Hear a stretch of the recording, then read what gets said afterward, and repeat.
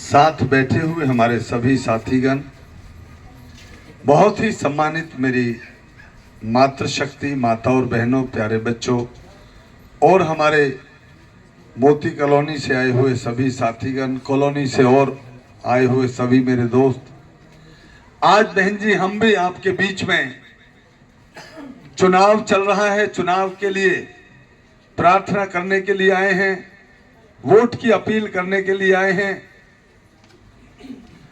आपसे निवेदन है कि भाई 5 तारीख को वोट डालेंगी, आज से लगभग 8-9 दिन बाद प्रार्थना करते हैं कि भाई मेरा चुनाव चिन्ह नारियल के 4 पेड़ हैं, उनके सामने का 10 नंबर का बटन दबाकर आप अपने भाई ललित नागर को यहां से जिताकर भेजने का काम करें।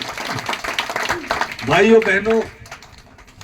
बहनों, आपको कहना चाहता हूं कि भाई जैसे हमारे अभी रिजवान भाई ने बताई कि मैं आजाद उम्मीदवार हूं।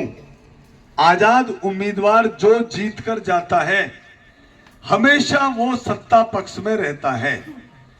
चाहे कांग्रेस की सरकार आए तो भी हम उसके साथ सत्ता पक्ष में रहेंगे, चाहे बीजेपी की सरकार आए तो भी हम सत्ता पक्ष में आएंगे। और जब हम सत्ता पक्ष में आ ही रहे हैं तो यह भी निश्चित है कि अपने क्षेत्र में काम कराएंगे। जो हमारा 20 वर्ष से 30 वर्ष से हमारा एरिया पिछड़ रहा है, जो आज रोड टूटी पड़ी है, गलियां टूटी पड़ी है, नालियां नहीं है, खरंजा नहीं है, बिजली की व्यवस्था नहीं है और बहुत सारी चीज, स्कूल कॉलेजों की व्यवस्था नहीं है, बच्चियों के लिए बड़ा हॉस्पिटल हो वो भी हम चाहते हैं। महिलाओं को हम चाहते हैं कि 2000 रुपए महीने कम से कम अलग दिए जाएं, वो अभी नहीं है। ये आपको मैं वादा करता हूं कि जैसे ही हम सरकार में शामिल होंगे तुरंत हम ये सारे कार्य करेंगे। एक बात तो ये कंफर्म है कि भाई ललित नागर जीतेगा तो सत्ता पक्ष में शामिल होगा, और सत्ता पक्ष में शामिल होगा तो आपके विकास कार्य हम कराएंगे। दूसरे नंबर पे मैं ये कह सकता हूं कि भाई आपके पड़ोस में सेहतपुर अगवानपुर में मेरा 15 वर्ष से लगातार दफ्तर चल रहा है, जहां मैं हर हफ्ते 2-3 दिन 4 दिन में यहां आके बैठता हूं।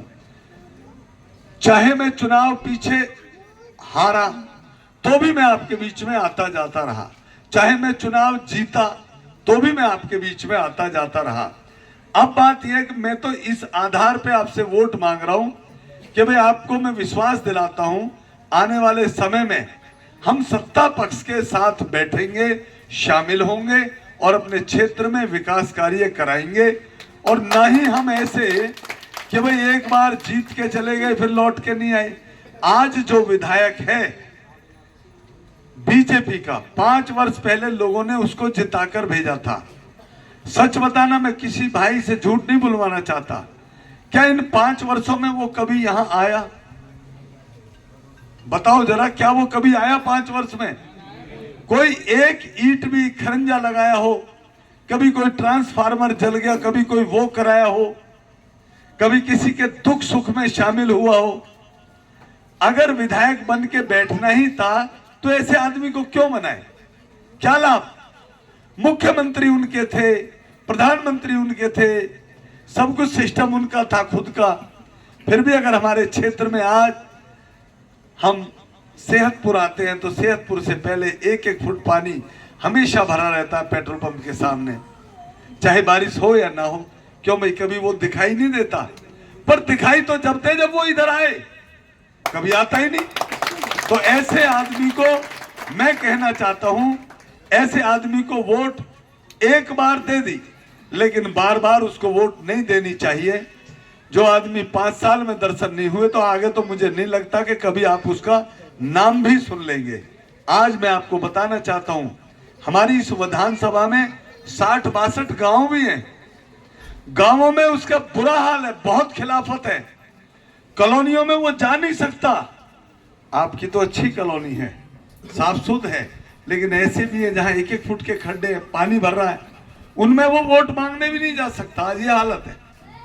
तो आज उसकी भी महाखिलाफत है बीजेपी के कैंडिडेट की।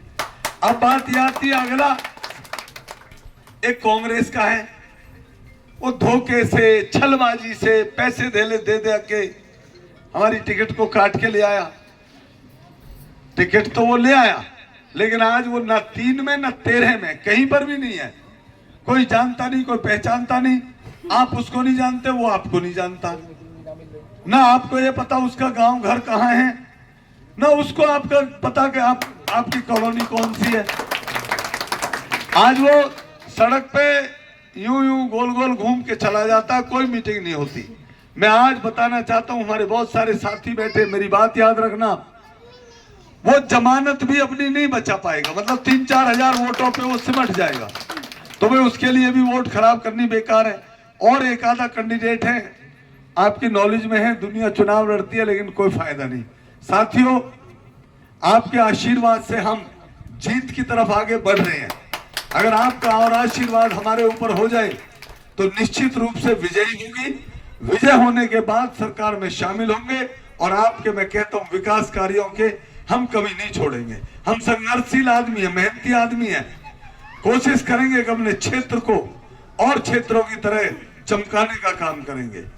इन्हीं शब्दों के साथ आपसे फिर निवेदन करता हूं, बहनों और भाइयों, आप 5 तारीख को अपने भाई ललित नागर को, जिनका मेरा चुनाव चिन्ह नारियल के 4 पेड़ हैं, नारियल के 4 पेड़, भाई इन पे बैलेट नंबर मशीन में 10वें नंबर पे आएगा।